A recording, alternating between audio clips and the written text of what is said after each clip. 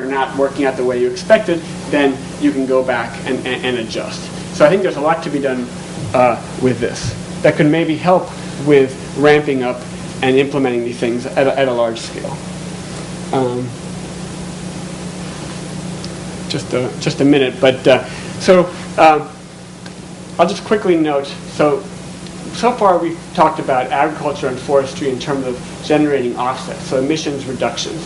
And there's this challenge of how do you make sure if a capped entity, from like a power plant is going to emit more, that the credit that it gets from this offset is really commensurate and really fungible in terms of the environmental benefits. Well, this is, and in terms of, there's been this whole debate and discussion that's grown around this, talking about additionality, leakage, permanence, how you address these things. Well, if we're talking about bioenergy, the debate and the discussion has been very different. The way the climate bills basically deal with bioenergy, there's a cap on the emissions from power plants or from gasoline refineries for the carbon content in their products, but it only applies to fossil energy. Any emissions, for example, from the electric sector that are generated by burning biomass under the Waxman-Markey bill are exempt from the cap. And this is based on this idea that, well, it came from a plant, so it's sort of a net zero emissions, because when the plant grew, it sequestered the carbon, and when it emitted, when you burn that fuel, it goes back in, and it's net zero emission. And the question is, well, is that really true? And if you have a power plant under the cap that gets to now reduce its capped, can actually increase more of its emissions, say from a smokestack by switching to bioenergy and now no longer have to meet the requirements of the cap, is that really the same as a power plant, for example, reducing its coal emissions, right? Because that's the trade-off. Is it going to do something under the cap, or is it going to do something from the uncapped sector? And in this case, the uncapped sector is using bioenergy. And,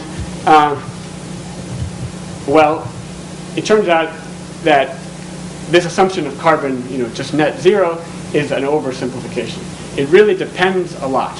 It's a very different situation depending on which particular kind of biofuel you're using, what are the very particular conditions it was grown in.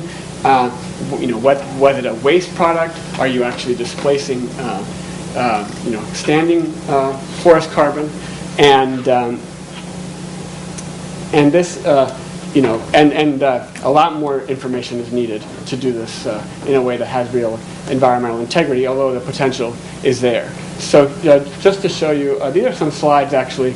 EDF organized the stakeholder process that brought together people from the bioenergy industry, agricultural industry, forestry industry to talk about, well, what's really just the science of carbon accounting relating to biofuels and bioenergy for electric power generation. And this is a few slides I'll just quickly show from Reed Miner, who works for NCASI, that's a forest industry environmental group that he developed after going through the stakeholder process, where we all tried to come to a better understanding of just the science of what was going on. So he just shows, okay, what happens when you harvest some biomass from the landscape and now put it into a power plant. Say in year zero, a plot is harvested and wood is burned for energy. Well, that results in an emission into the atmosphere from that particular piece of land. Maybe now the next year the plant, the land starts to. So this is a situation where we say we've had a mature forest on that piece of land, and now you harvest biomass from that forest, burn it to generate electricity, and now you let it regrow. Well, now here year one it regrows, year two it regrows. Each year it regrows a little more until it's fully regrown, and then you can harvest again. Well, over this whole cycle, the emissions that were sucked up equal the emissions. The carbon that was sequestered, emissions equals the emissions that were put into the atmosphere. So over this long time span, you can think of this being net zero. Well, but the problem is that the time matters. Time matters a lot because it's not the same for the climate whether you emit 10 today versus 30, 40, 50 years from now, given the ambitious climate targets that we have. So this accounting for time is very important. Also, what's also important is, well, obviously this one plot of land doesn't exist in isolation. Over the landscape, you might have a bioenergy plant, that is sourcing from a large landscape area. And you have to think about, well, what's happening on net over this broader landscape? You might have emissions coming from biomass harvested here, but if overall it's being managed in a way that is, that there's regrowth, then that could be balancing out. So it's important to have this larger scale accounting, and right now the data to really assess this hasn't really been put together. And to really understand the climate impacts, we would need much better data on emissions from bioenergy, both in terms of what's happening at the smokestack, as well as the net effect of harvesting the feedstocks, understanding where these feedstocks are coming from. It's in terms of different fuels, different regions, different sectors, and also under what conditions. It's not the same, if you're taking, for example, waste products that are decomposing out in the forest and emitting carbon each year as they rot and decompose, and now you're essentially taking those wastes, and rather than letting them just emit naturally, now you're using them for energy. That is a net zero activity because you haven't added any new emissions. You've just gotten a productive use out of the emissions that otherwise would have occurred. But that's very different, for example, than if you've taken a forest that's just sitting there, not emitting, and now you've burned it and added carbon. So this is an area that we've been thinking about. And just to summarize, agriculture and forestry have this huge potential. They can be good, they can be cheap, they can be fast in terms of helping solve the climate problem. We have, especially if we have these long-term targets, going out to 2050, that can generate a huge amount of demand right now for these emissions, emission reductions from forestry and agriculture, that for power plants and other regulated entities to bank them and use them later. This can really help in terms of reducing the risks of high prices and can be really important. The challenge is how do we scale this up, as Adam said, and I think one of the productive areas to go forward is to try to think about this broader scale accounting and how maybe that can help both in terms of getting the climate benefits right, and also in terms of helping get things done faster and easier and less individual transaction costs. Thanks. Thanks very much. We have time for a few questions if anyone would like to start. So regarding RED, going from a project phase to sectoral agreement is a big step, is important. But I'm wondering whether even that is enough. So there's an example where China, because of the deforestation in the 80s and 90s, was a big plus, and so it just had this ban on deforestation. And so what happened was that in Indonesia, there was big deforestation, and in Siberia, there was illegal logging. So you could have a situation where you have a sectoral agreement with one country, but then you see effects in other countries. Yeah, that's absolutely true. I mean, having a broader scale accounting for a country deals with leakage within the country, because if things shift on within the country, then you've accounted for that, but you still have the issue of international leakage. And that's an issue, I think, in terms of the forest sector. It's also an issue in terms of the energy sector just as much. So, people talk about potentially discounting the credits for this international leakage, and that's one. I think that's a provision in the Waxman-Markey bill. So you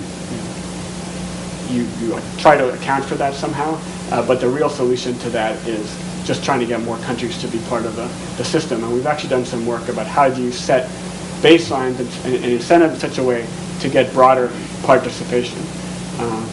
So, for example, how do you get, and that's a challenge even within a country, how do you get different regions to participate?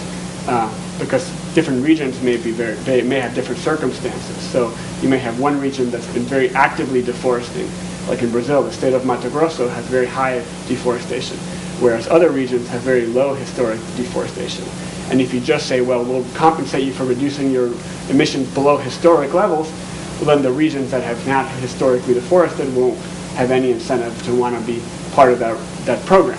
So how do you set the incentives in such a way and have maybe a formula that takes in different things into account to really encourage participation? And that can really be big, because that'd be important, because leakage, at least some estimates are for forestry are really big. So leakage can be a big problem. Oh, sorry. All other questions? Just about this zero net emissions. Indeed, this is very oversimplified, but I'm wondering if it comes from the concept that you are offsetting fossil fuel burning, and sort of like the other way around. It's not necessarily that they are growing trees instead, but they're offsetting a larger carbon dioxide emission from fossil fuels. Could that be part of the equation? Sorry, I didn't quite understand the question. Should I say it again? No, it's just that they may not be regrowing the trees again, but they could be offsetting carbon dioxide emissions from fossil fuel. So You're talking about in terms of bioenergy? Yes. Well, so the question is, when you burn, say, wood in a power plant, that is adding carbon. And when you're burning coal in a power plant, that's adding carbon to the atmosphere. So where does the atmospheric benefit come from using the bioenergy source? Actually, people have estimated that if you use wood, for example, you need more emissions to generate the same amount of energy, because it's less efficient in terms of the conversion process. So you really need the land side benefit in terms of more sequestration, or using these waste products that otherwise would decompose, to really get the climate benefit. which is more in carbon dioxide emissions, is fossil fuel or wood? I mean, it depends, but in terms of, I believe in terms of, and I'm sure people here know more than I do, but in terms of, per emissions per unit of energy generated, I think it's more efficient to use fossil fuels. Fossil fuel? On forestry, you're talking a lot about forestation and reforestation, afforestation, but some of the forests, particularly the tropical ones, are really sequestering a lot of carbon as they stand there. And then if they do deforest them, it also degrades carbon in the soil as well. And the new stand will most likely not sequester as much. Is that factored into this kind of trading model? Well, I mean, The ecosystem services aspect. well, so the climate bill tries to have some safeguards in terms of, are you doing activities that's maybe going to harm, sensitive ecosystems, that kind of thing. But in general, it's just focused on emissions of CO2, and it accounts for differences in terms of afforestation versus deforestation in terms of the CO2 emissions. But it's not really designed to get at maybe other ecosystem benefits. So do you see a way to pay for standing forest sequestration? Well, if it's sequestering and people can, and there's an argument that, to a large extent, for example, it would be a domestic decision of Brazil. So if Brazil, for example, a country has a program to reduce its emissions, then it can, reward regions however it wants. But in terms of, say, U.S. legislation, the benefit to from Brazil is really going to be measured in terms of whether its emissions are going down. So, to the extent that sequestration is helping, then that'll be part of it. But the real benefit will come from reducing the actual emissions. Take one more question. This is a question for both you and Adam. Since a carbon tax legislation or that policy seems like it'd be an awful lot simpler, if there's any chance that could go through Congress, would you or Adam favor that over the offset program? Well, you're saying to tax forest and agricultural landowners, or to tax power Emitters. Emitters. Well, I'm thinking of James Hansen's, I don't think he's worked on the details of it, but probably everybody knows who he is, and favors that program rather than the cap and trade program. Well, from an economist perspective, if you get the tax, right, then it's the same as a cap and trade program. The question is, how do you get the tax right, and if it's, and how do you make sure you're getting the environmental benefits in terms of getting the emission reductions that you need. So, if the tax is too low, is there really going to be a political will to raise the tax to get more reductions? I think that's the real challenge. I mean, that you don't, with a cap, you're getting the environmental benefit that by definition of having the cap. But with a tax, it's more of a guesswork. Well, is this tax going to, what's it going to get you? And then how do you, have a system that adjusts it over time? So Noah, you've added the last word on this?